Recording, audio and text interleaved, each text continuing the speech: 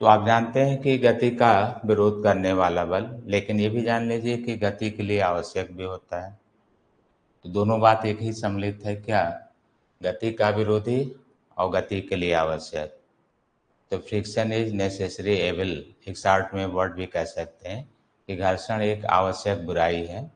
चूंकि विरोध करता है तो ये एनर्जी लॉस करेगा। आवश्यक इसलिए है कि जब फ्रिक्शन नहीं रहेगा तो आप गति नहीं कर सकते हैं। तो कोई डेफिनेशन नहीं है, एक तरह से एनालिसिस है कि घर्षण की उपस्थिति में अगर कोई गति होती है तो ऊर्जा में हानि होती है। ऊर्जा में हानि होती है तो उसके विरुद्ध आपको लगातार कार्य करना पड़ता है।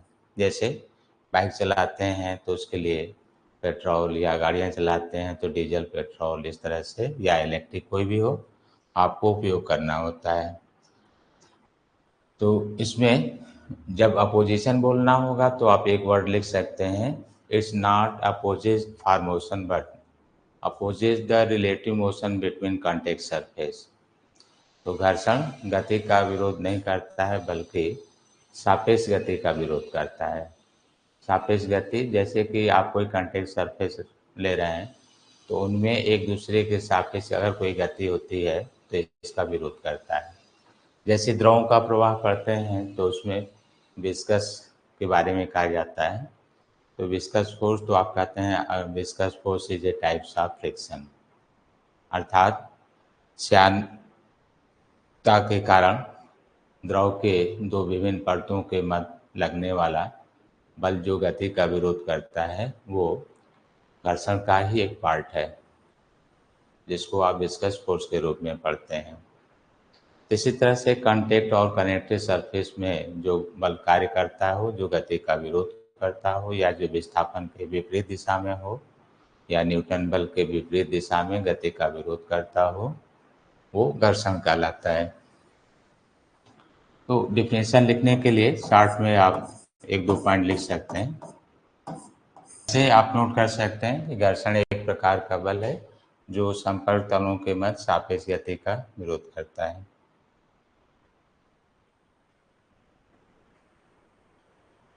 बल्कि आपको अभी लिखवाए हैं कि यह न केवल गति का विरोध करता है बल्कि गति को सपोर्ट भी करता है। जैसे पृथ्वी पर चलने के लिए आप पृथ्वी पर पैर द्वारा पीछे की ओर बल लगाते हैं।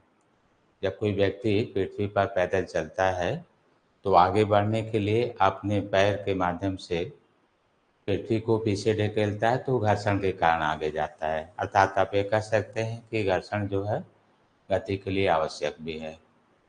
इसी तरह से जब घोड़ा तांगे को खींचता है तो अपने पैरों द्वारा पृथ्वी को पीछे ढकेलता है और उसकी एक प्रतिक्रिया उसको आगे की ओर ले जाती है, जिससे कि वो तांगे सहित आगे बढ़ता है। अब इसको और भी समझ सकते हैं जहाँ पर घर्षण का प्रभाव कम हो। जैसे कहा जाए कि एक दौड़ आप जिसमें आप सभी लोग सम्मिलित हैं और यह दौड़ 5 किलोमीटर का है, और उस पर जो है जिस सड़क पर आपको दौड़ना है उस पर 5 लाख रुपए का इनाम भी दिया गया है।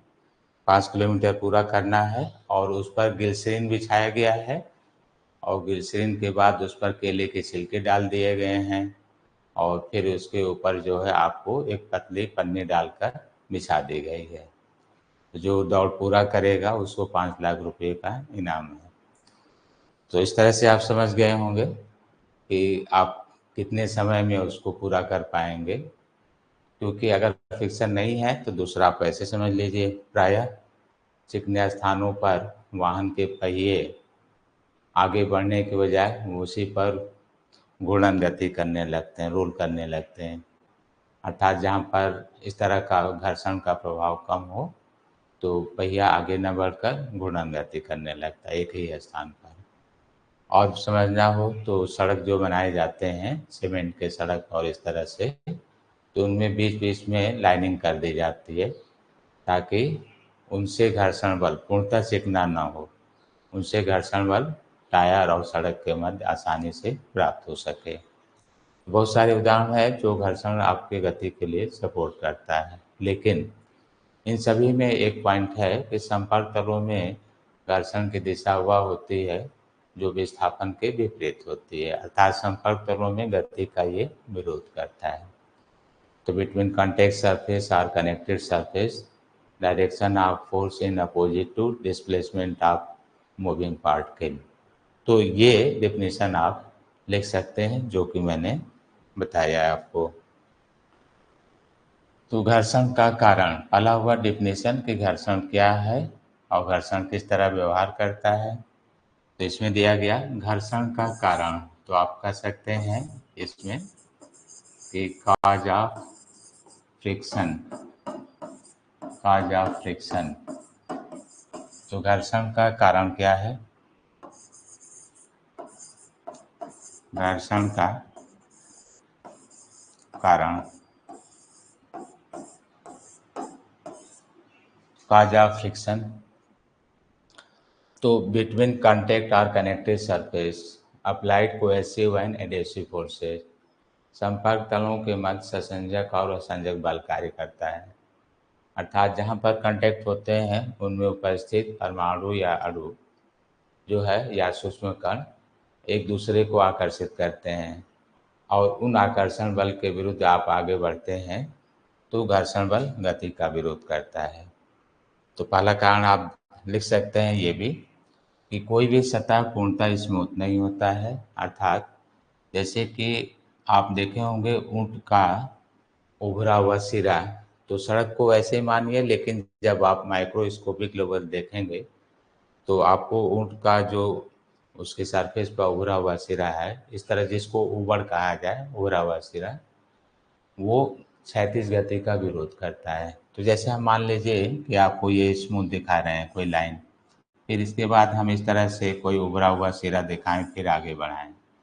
अब कोई ऑब्जेक्ट आप यहाँ रख दीजिए, तो ये आगे ले जाएंगे तो जो ये उभरा हुआ सिरा है आगे जाने से रोकेगा, बल्कि इसको पहले ऊंचाई पर बढ़ाने का प्रयास करेगा, फिर ये नीचे होते हुए आगे जाएगा। तो आपकी जो गतिज ऊर्जा का भाग है वो क्षय हो गया, क्योंकि ये ऊंचाई पर चढ़ने का मतलब स्थितिज ऊर्जा में परिवर्तित होना है, जबकि आपका लक्ष्य है आगे बढ़ना।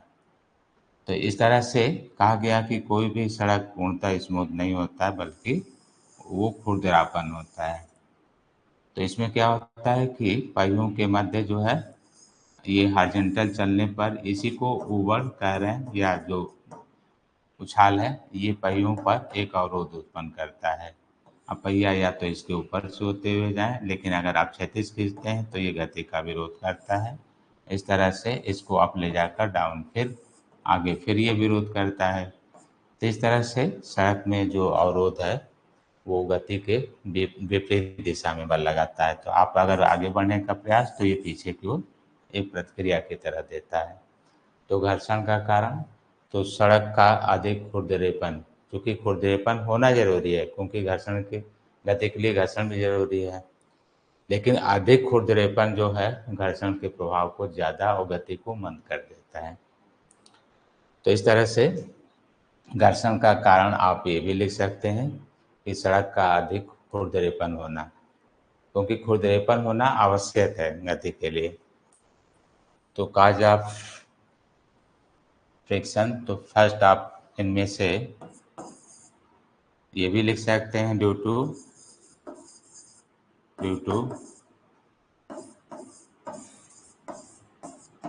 Cohesive and adhesive forces between contact surface, between contact surface, ससंजक और आसंजक बल के प्रभाव से, आप हिंदी में इसको ससंजक व आसंजक बल सापेक्ष गति का विरोध करता है। ससंजक और आसंजक ये आकर्षण बल हैं, आकर्षण बल हैं जो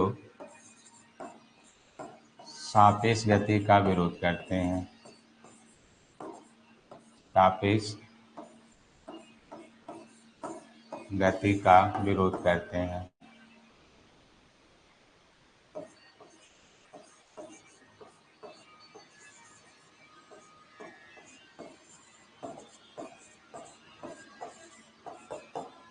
तो due to cohesive and adhesive forces between contact surface friction are generate. तो एक रीजन आप ये भी दे सकते हैं रफनेस, जो अभी अभी हमने बताया,